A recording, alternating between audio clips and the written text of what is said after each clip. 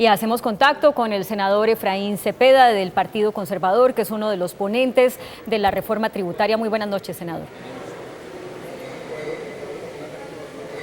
Senador, ¿me oye? Parece que hay mucha bulla ahí en el recinto donde usted está. ¿Me oye? Sí, ya estoy oyendo muy lejos, pero estoy escuchando. Bueno, voy a subir la voz entonces, senador.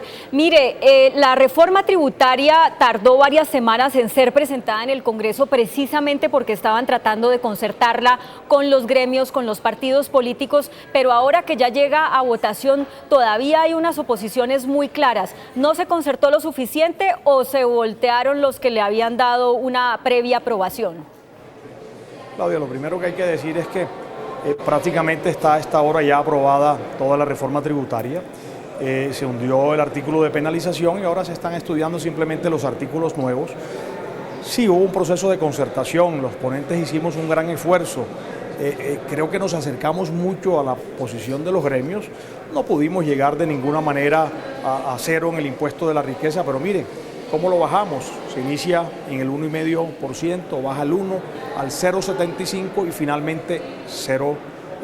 Y por supuesto se incrementa el CRE, que comienza en el 3, 6, 7 y termina en el 9%. Se hizo ese esfuerzo. Además, recordemos que la tarifa del impuesto de la riqueza es marginal. Si son 8.000 millones de pesos de patrimonio, no se grava todo el primer año con el 1,5%, comienzan los primeros 1.000 millones con el 0,20, con el 0,25. De manera que si comparamos este impuesto a la riqueza con el impuesto al patrimonio de los 4 años del cuatrienio anterior, es inferior en alrededor del 40 a 45% para la mayoría de los patrimonios. Lo que no podíamos era arrancar en cero el primer año con el impuesto a la riqueza, porque es necesario recaudar 2,5 billones de pesos para financiar el presupuesto 2015. Con respecto, senador, a esa recaudación, sabiendo que hay un hueco de 12,5 billones de pesos, el senador Araujo está diciendo que con esta reforma se van a recaudar 5 billones de pesos más que los del hueco de los 12,5 billones de pesos. ¿Eso tiene algún sentido? ¿Cómo le responde usted? Bueno, todas las opiniones de los congresistas son respetables. Pues yo me atengo a los cálculos que ha hecho la DIAN, que ha hecho el Ministerio de Hacienda, que son cálculos bastante exactos, y lo que ha demostrado es que podemos tener esa base de los 2,5 billones de pesos. Lo que sí es cierto, que no está aún contabilizado, es el tema de la normalización o la amnistía, un tema que hemos defendido los ponentes porque en épocas, por ejemplo, duras de la violencia del conflicto armado, muchos capitales se fueron al exterior.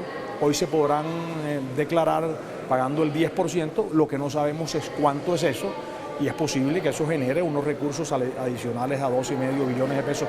Ojalá sea así, pero hoy los datos demuestran que son 2,5 billones en 2015, 53 en 4 años, con eso financiamos el Plan Nacional de Desarrollo. Si negamos la reforma tributaria había que reducir la inversión en un 25%, sería un desastre para la inversión, no podríamos tener las dobles calzadas que tenemos, bajaría la generación de empleo.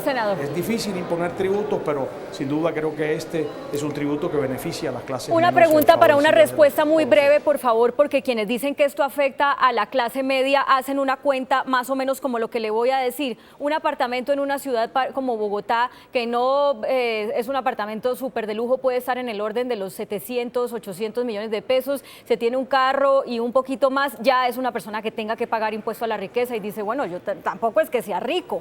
¿Esas personas, esa clase media se va a ver afectada? Mire, el impuesto al patrimonio que se inicia en 1.000 millones de pesos puede deducir la vivienda y puede deducir las acciones. Si deduce la vivienda más o menos por 340 millones de pesos, lo que pagaría anualmente sería algo así como 1.200.000 pesos, una cifra muy baja. Y quiero decir que en el impuesto, en el CRE, se inicia en 800 millones de utilidades. Quien tenga 800 millones de utilidades ya no es clase media de ninguna manera. Senador Efraín Cepeda del Partido Conservador, uno de los ponentes de la reforma, muchas gracias por acompañarnos en CMI.